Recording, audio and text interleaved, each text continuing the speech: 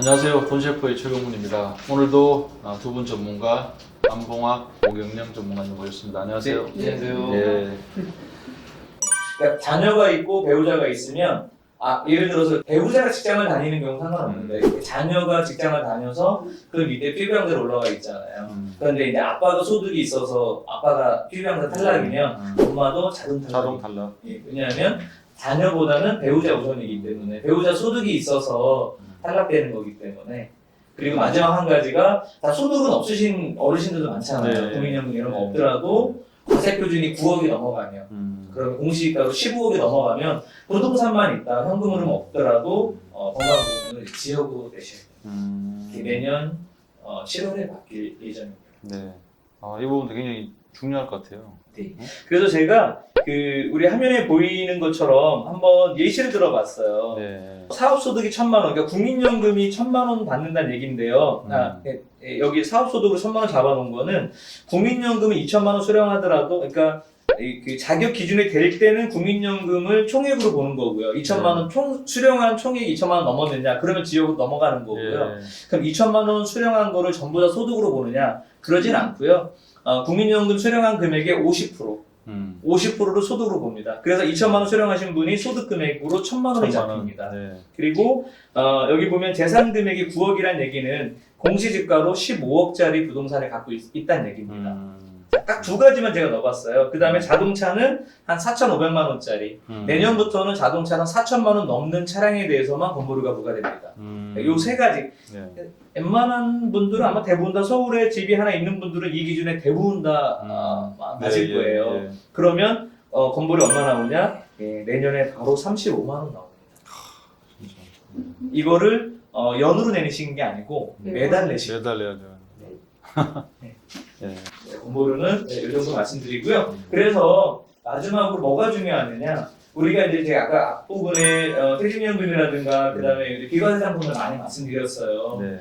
그러니까 건강보험에서 소득은 두 가지를 잡습니다. 일단 국민연금 수령액 데이터 받고요. 네. 또 하나 보여드리는 국세청으로부터 종합소득신고 데이터를 받습니다.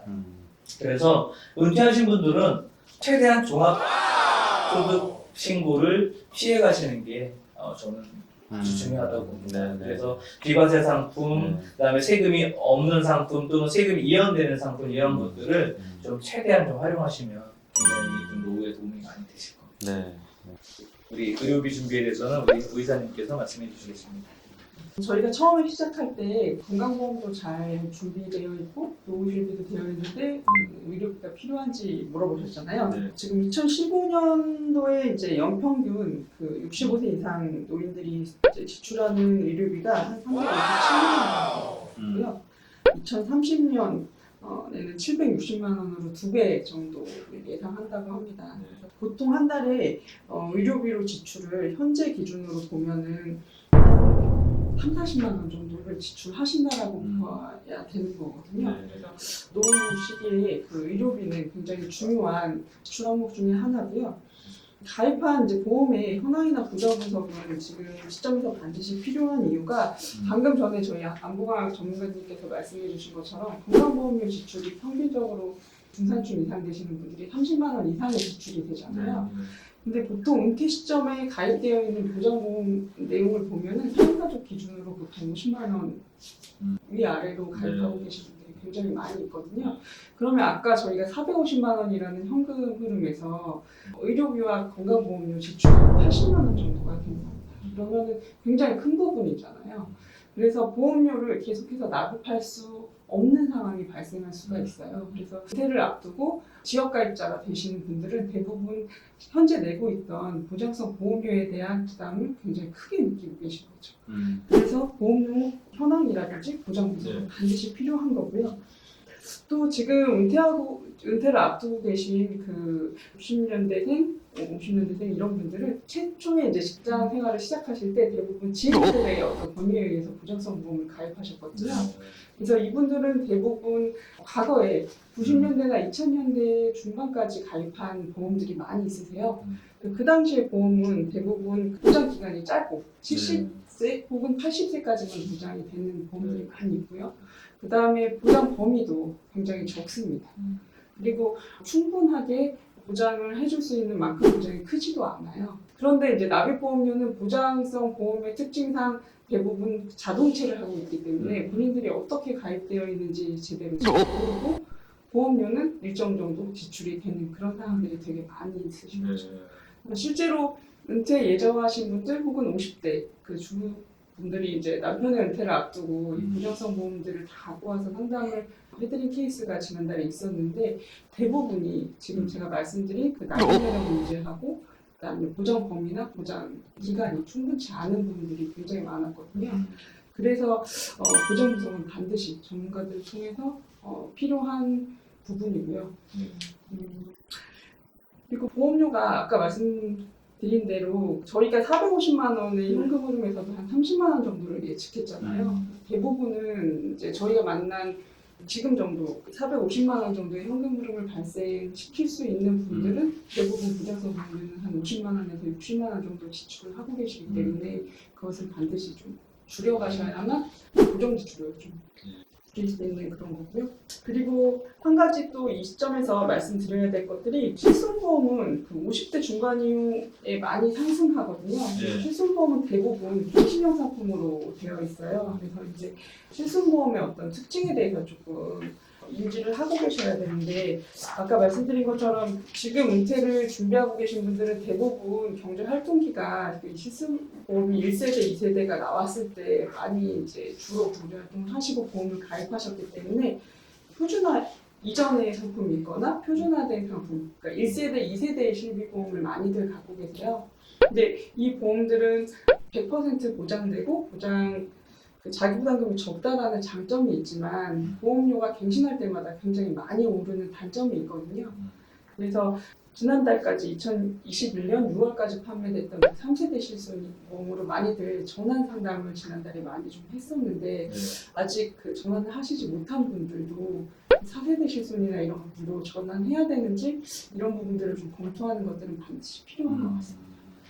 그러니까 실비보험이 지금 1세대나 2세대 가지고 계신 분들은 지금 은퇴 시점이신 한 50대 후반, 60대 남자분들 같은 경우는 15만 원 정도 부담하고 계시는 분들도 많이 있으시거든요. 고지서 받고 깜짝 놀라서 전화 많이 오거든요. 그러면 말씀드린 대로 어떤 진단비나 다른 건강보험 외에 실비보험하고 건강보험료만 해도 한 50만 원 지출하게 되는 그런 상황이잖아요. 그건 반드시 필요하고요. 그리고 남자분들 같은 경우는 암이라든지 그런 중대한 질병이 발병되는 시기가 되게 많으세요. 그러니까 여자분들은 암 발병 시기가 이제 조기에 또 많이 있으신데 30, 40대도 많으신데 남자분들 같은 경우는 50대 이후에 급격히 많이 늘어나거든요. 그래서 진단비라든지 이런 부분들도 좀 충분히 현금으로과 관계없이 준비를 해야 되는데 그런 부분들도 아까 말씀드린 것처럼 예전에 90년대나 2000년대 초반에 가입하신 분들은 충분치 않으실 수가 있거든요. 그리고 꼭 내가 필요한 시기에 이 보장기간이 끝났을 수도 있습니다. 그런 부분들은 반드시 은퇴를 앞두고 계신 분들은 점검이 필요한 부분이고요. 그러니까 저희가 말씀드리는데 지금이 이제 60대, 70대가 되면은 하나의 지병들이 다 생기시기 때문에 보장성 보험에 대한 새로운 가입이 어려우세요. 그러니까 이제 60대가 되기 이전에 마지막으로 하고 새롭게 가입하거나 리모델링 하실 수 있는 마지막 시기라고 생각을 하셔도 될 것 같습니다. 자, 정리를 좀 이제 해볼게요. 그러니까 이제 은퇴 시기에 의료비 지출이 점점 늘어날 거잖아요. 네네. 늘어날 거고 앞으로 뭐 90세, 100세 이제 고령화 시대니까 지금 60 대부분 언저리에 은퇴하면 30년 넘게 살아야 되는데 이게 지금 늘어나는 이 의료비 지출에 대해서 준비를 반드시 해야 되고 마지막에 지금 지적해 주신 게 보통 5, 60대 우리가 지금 상담을 하면 은퇴를 바로 이제 눈앞에 둔 분인데 너무 늦어버리면 이제 이게 지병도 있고 또 유병자가 돼 있는 분들이 많아가지고 보험회사에서 이제 제한적으로 받는다든지 아니면 인수를 안 된다든지 이렇게 이런 사례가 많아가지고 말씀하신 대로 마지막 기회가 아닐까. 그래서 반드시 준비해야 되고 또 제가 이제 그 좀 보태고자 하면 요즘 이제 자산이 다 뛰는 시대잖아요. 집도 뛰고 뭐 다 뛰고 뭐 세금도 뛰고 다 뛰는데 안 뛰는 건 은퇴 후 내 소득만 안 뛴다는 얘기야. 그럼 이제 의료비도 마찬가지거든요. 문과 같으니까 의료비도 다 뛸 거 아니에요. 의료비가 더 많이 뛰죠. 의료비가 그러면.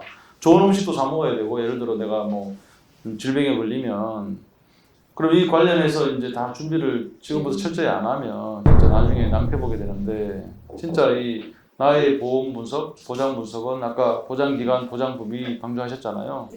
이 측면에서 반드시 이제 진단을 받아보고 마지막 기회라 생각하고 점검을 꼭 좀 받아서 보완을 하셔야 된다, 이런 말씀을 좀 드리고 싶네요. 자, 이제 우리 노후 준비에 있어서 의료비 준비 가장 중요하다. 어떻게 보면 준비의 마지막 단계라고 이제 지금 우리 전문가분들하고 이렇게 얘기를 나눴습니다.